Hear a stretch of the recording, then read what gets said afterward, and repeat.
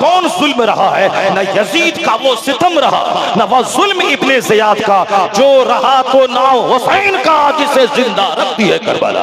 आज यजीद जिंदा नहीं है, आज इब्ने ज़ियाद जिंदा नहीं है, आज अमर इब्ने साद जिंदा नहीं है, आज खुली बिन यजीद जिंदा नहीं है, आज शिम्र मरदूद जिंदा नहीं है। जिंदा है कौन? अली असगर जिंदा है। जुल्म मरने के लिए ही आया है, आज सब्र जिंदा रहने के लिए आया है। आज नमरूद जिंदा नहीं है, आज इब्राहिम अलैहिस्सलाम जिंदा है। आज फिरौन जिंदा नहीं है, आज मूसा अलैहिस्सलाम जिंदा है। आज अबू जहल जिंदा नहीं है, आज पैगंबर आजम मुस्तफा जाने रहमत अलैहिस्सलाम जिंदा है। आज यजीद जिंदा नहीं, आज हुसैन जिंदा है। जुल्म जिंदा नहीं है, आज सब्र जिंदा है, ताकि सारी दुनिया जुल्म से बाज आ जाए, आतंक से बाज आ जाए, सारी दुनिया अत्याचार से बाज आ जाए, दूसरों को सताने से बाज आ जाए। दुनिया में उस वक्त सुकून मिलता है जब दुनिया में अदल कायम हो, दुनिया में इंसाफ कायम हो, दुनिया में सदाकत कायम हो। दुनिया में पैसा बढ़ जाने से सुकून नहीं मिलता, दुनिया में अदल बढ़ने से सुकून मिलता है, सच्चाई बढ़ने से सुकून मिलता है, सदाकत बढ़ने से सुकून मिलता है। यही सारा पैगाम इमाम आली मकाम की जिंदगी से सारी इंसानियत को मिल रहा है। एक जाहिरी शक्ल है कहानी, और उस कहानी के पेट से क्या पैगाम मिलता है, असल में है मग़ज़ है वो। इस कहानी के बतन से सबक क्या मिलता है। जाहिरी कहानी है, आका अलैहिस्सलाम के विसाल के बाद हज़रत सिद्दीक़ अकबर खलीफा बने, पहले खलीफा। 2 साल तक आपने खिलाफत की बागडोर संभाली और बिल्कुल हुस्न इंतजाम के साथ आपने काम किया, मजहब इस्लाम को कहीं से कमजोर नहीं होने दिया। 2 साल के बाद आपका विसाल हो गया। हजरत उमर फारूक आज़म रज़ी अल्लाह तआला अन्हु उस गद्दी को संभाला, दूसरे खलीफा बने आप। उन्होंने 10 साल तक हुकूमत की, शान से हुकूमत की। उनके दौर में रूम फतह हुआ, जनाब फारूक आज़म रज़ी अल्लाह अन्हु के ज़माने में ईरान फतह हुआ। यह 2 महाशक्तियाँ थी अपने अहद अपने ज़माने की, यह दोनों सरनिगो हो गई। अब उसके बाद कोई कैसर नहीं पैदा हुआ, फिर कोई किसरा नहीं पैदा हुआ। जनाब फारूक आजम के जमाने में दोनों महाशक्तियां जेर हो गई, इस्लाम का दबदबा और गलबा पैदा हो गया। 10 साल के बाद फारूक आजम शहीद हो गए। हजरत उस्मान गनी 12 साल तक उस खिलाफत की बागडोर को आपने संभाला। 12 साल मुत्तकी इमाम साहिब हिजरतैन उस्मान गनी, मुस्तफा रहमत की 2 शहजादियां जिसके निकाह में ज़ुन्नूरैन व ज़ुन्नूरैन भी हैं, साहिब हिजरतैन भी हैं, और फिर सखी भी हैं। माल दौलत लोग कमाते हैं अपने बाल बच्चों के सुख के लिए, हजरत उस्मान गनी ने माल सारा कमाया सिर्फ दीन मतीन की खिदमत के लिए। यही वजह है कि उस्मान के साथ लफ्ज़े गनी लग गया है। क़यामत तक जब जब उस्मान बोला जाएगा, लफ्ज़े गनी बोला जाएगा। लैसल ग़िना अन कसरतिल अर्ज़ वलाकिन्नल ग़िना ग़िना नफ्स। असल में मालदारी मालो दौलत की बहुतात और फरावानी की वजह से नहीं होती, असल में मालदारी दिल की मालदारी है। हजरत उस्मान गनी शहीद हो जाते हैं। उनकी शहादत के बाद हजरत मौला अली ने उस गद्दी को संभाला। 6 साल तक आपने इंतहाई सलीका बंदी और हिकमत के साथ चंद छोटे मोटे वाकयात और मुश्किलात के बावजूद आपने सब्र की रस्सी को मजबूती से थामे रखा।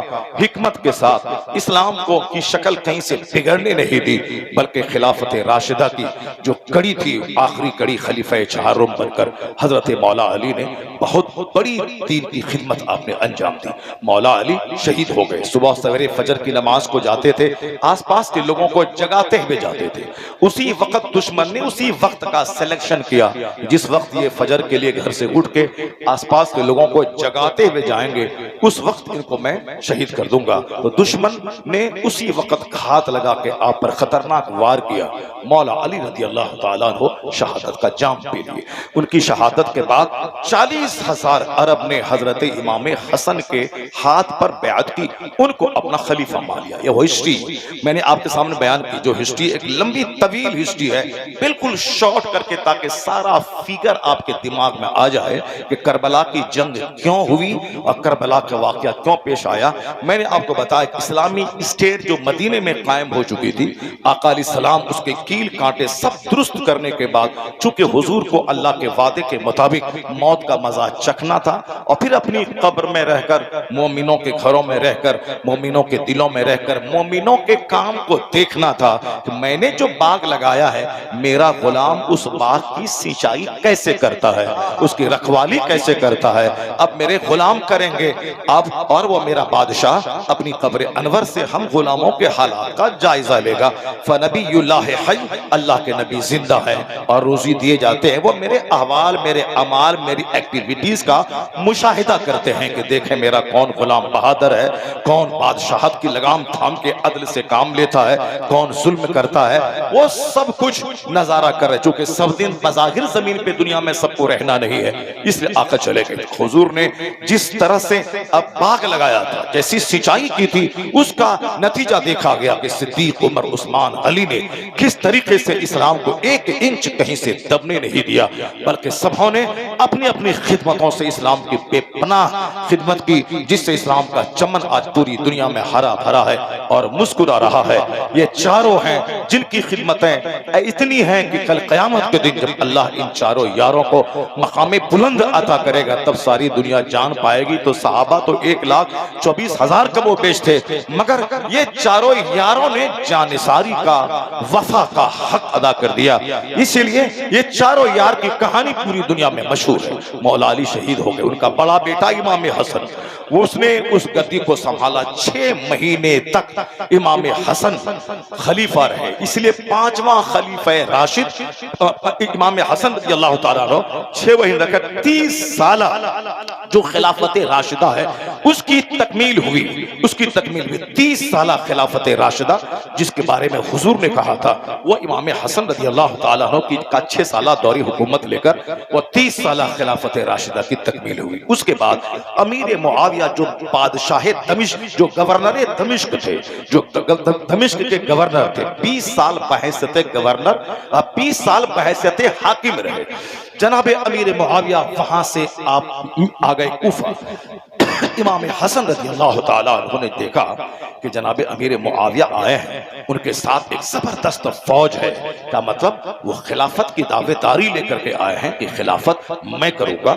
इमाम हसन रज़ियल्लाहु ताला अन्हु जाहिदों के सरदार इमाम हसन, फकीरों के दुर्वेशों के इमाम इमाम हसन। इमाम हसन वो कमजोर दुर्वेश नहीं थे, इख्तियारात की मौजूदगी में जो उन्होंने सुहद का मुजाहिरा किया है, ये काबिल दाद है। इमाम हसन के मुंह में हुजूर ने अपना लुआब दहन डाला था।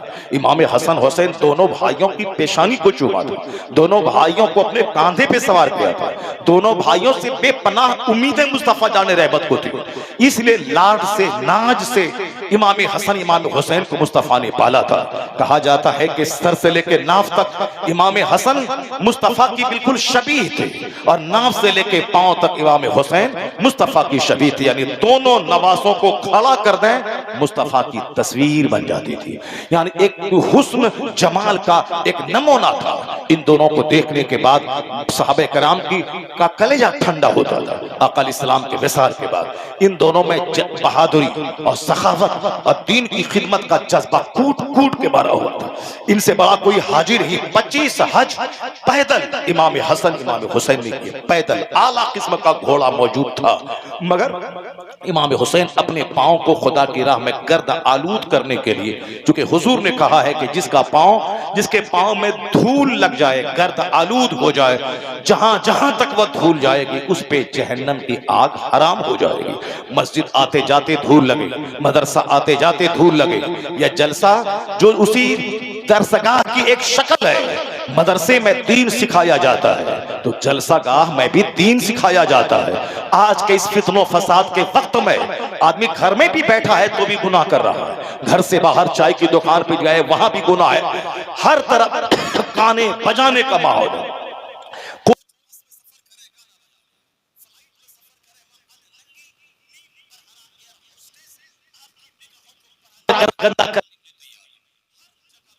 तो सुकून है, घर से बाहर निकले हर तरफ गुनाह ही गुनाह है। 1 घंटा गुनाहों से 5 घंटे गुनाहों से, जब तो जहां 4 घंटे का जलसा, 3 घंटे का जलसा, या इस फितनो फसाद के वक्त में एक चलती फिरती खानका है ये जलसा। आज अगर 3 घंटे से आप बैठे हुए हैं, जबान गुनाहों से सेफ है, आंख गुनाहों से सेफ है, कान गुनाहों से सेफ है। आप बताते कि आज कान में गुनाहों की आवाज, आंख में गुनाहों के नजारे, जबान बोलियां, लेकिन जब तक इस जलसे में आप बैठे हैं 4 घंटे 2 घंटे तक, ये ऐसे